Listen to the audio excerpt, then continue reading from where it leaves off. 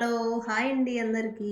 ఈరోజు మనం instant breakfast రెసిపీని చూసేద్దామండి. ఇది కొబ్బరి దోసలండి. చాలా బావుంటాయి. మనం ఎప్పుడు తినే రొటీన్ దోసల కన్నా ఇవి కొంచెం డిఫరెంట్‌గా, చాలా టేస్టీగా, చాలా సింపుల్‌గా కూడా అయిపోతాయి కాబట్టి మనం మార్నింగ్ అది ఫాస్ట్‌గా చేసేసుకోవచ్చు. దీనికి చాలా ప్రిపరేషన్స్ ఏమి ఉండవండి. చాలా సింపుల్‌గా అయిపోయిద్ది. మీరు కూడా ఖచ్చితంగా ట్రై చేయండి. ఇంకా రైస్ అయితే నానబెట్టేసుకుందామండి. ఒక గ్లాసు బియ్యం తీసుకున్నాను.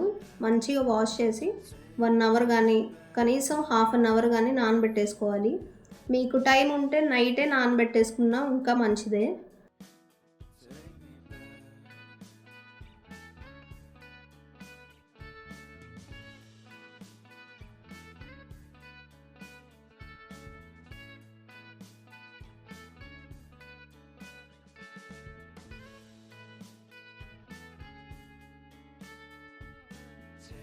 ఒక హాఫ్ కొబ్బరి చిప్ప అయితే సరిపోయిద్దండి ఆ గ్లాస్ రైస్‌కి.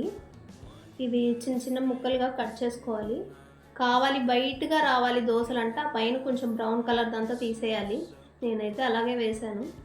ఈ కట్ చేసుకున్న ముక్కలన్నీ మిక్సీ జార్‌లో వేసేసి మిక్సీ పట్టేసుకోవాలి.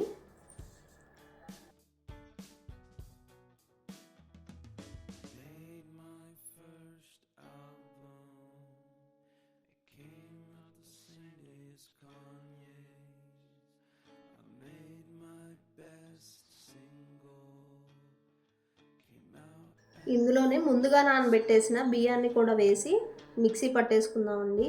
కొన్ని వాటర్ అది యాడ్ చేసి మెత్తగా బ్లెండ్ చేసుకోవాలి. మన దోస బ్యాటర్ ఎలా వస్తుందో సేమ్ అట్లాగనమాట. ఈ పిండిని మొత్తం ఒక బౌల్‌లో వేసుకొని వాటర్ అది యాడ్ చేసుకోవాలి.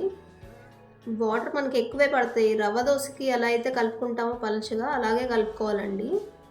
ఇందులోనే సాల్ట్, కొంచెం సోడా ఉప్పు వేసుకొని కలిపేసుకొని దోసలు వేసేసుకోవడమే. పిండి మాత్రం పలుచగానే ఉండాలి. ఇంకా స్టవ్ పై ప్యాన్ పెట్టేసుకొని అది వేడవ్వగానే దోసలు వేసేసుకోవడమేనండి. ఇది మనం రోజు వేసుకునే దోసల్లాగా కాకుండా ఇలా రవ్వ దోసలాగా వేసుకోవాలి. ఇలా అయితేనే బాగొస్తాయి.